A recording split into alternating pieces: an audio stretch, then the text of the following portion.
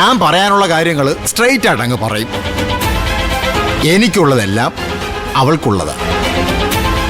സമ്പത്തിനോ കുടുംബമഹിമയ്ക്കോ വിദ്യാഭ്യാസത്തിനോ ഒന്നും അവൾക്ക് ഒരു കുറവുമില്ല. അതുകൊണ്ട് തന്നെ ഞാൻ സിദ്ധാർത്ഥിന്റെ മുമ്പിലേക്ക് വച്ചിരിക്കുന്ന വലിയ ഓഫറാണ് ഞങ്ങളുടെ കുടുംബമായിട്ടുള്ള ബന്ധം. സിദ്ധാർത്ഥിനെ അങ്ങ് ദത്തെടുക്കാനാ ഞങ്ങളുടെ തീരുമാനം. അത് നമുക്ക് ആലോചിക്കാം. എന്നാ ശരി, നമ്മളിങ്ങനെ മാറി നിന്ന് സംസാരിച്ചാലേ മറ്റുള്ളവർ എന്ത് കരുതും? വാ.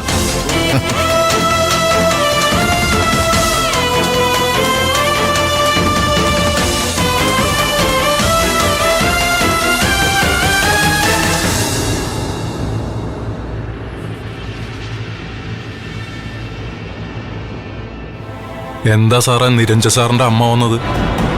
എന്തെങ്കിലും പ്രശ്നമുണ്ടോ? നിരഞ്ജനോട് വെറുതെ ഇരുന്നാൽ മതിയല്ലോ, പ്രശ്നങ്ങൾ ഇങ്ങോട്ട് തേടി വരുമല്ലോ. ഇപ്പൊ എന്താ പറ്റിയത്? എന്താ പുതിയ പ്രശ്നം? പ്രശ്നം പുതിയതൊന്നുമല്ല സ്വാമി, പഴയത് തന്നെയാണ്. ആ പെണ്ണ് പൊന്നുമണി,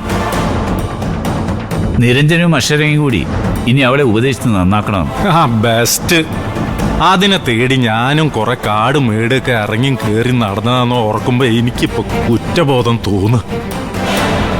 പറയാതിരിക്കാൻ പറ്റത്തില്ല സാറേ, അതൊരു കൈവിട്ട കേസാ. നകളിപ്പ് കൂടിയാലേ മൂക്ക് കുത്തി താഴെ വീഴും. പാതാളത്തിലെ പടുകുഴിയിൽ ഒരു തവണ വീണതല്ലേ അവള്, എന്നിട്ടും പഠിക്കില്ല എന്ന് വെച്ചാ? ആയുഷ്കാലം മറ്റുള്ളവർക്ക് ഉപദേശിച്ച് ഒരാളെ നന്നാക്കാൻ പറ്റുമോ സ്വാമി? എന്റെ സാറേ, പുളിയലും ചാരം ഇട്ട് തേച്ച് മിനിക്കിയാലും ചില ഓട്ടുപാത്രങ്ങൾ പെട്ടെന്ന് ക്ലാവ് പിടിക്കും. അത് അവരുടെ അടിസ്ഥാന സ്വഭാവം. ജാസ്തിയാലുള്ളത് തൂത്താ പോവില്ല എന്ന് പറയത്തില്ല, അതേമാതിരി നിരഞ്ജൻ സാറും അക്ഷരമേടൊന്നും ഇതിൽ ഇടപെടാതിരിക്കുന്നതാണ് നല്ലത്.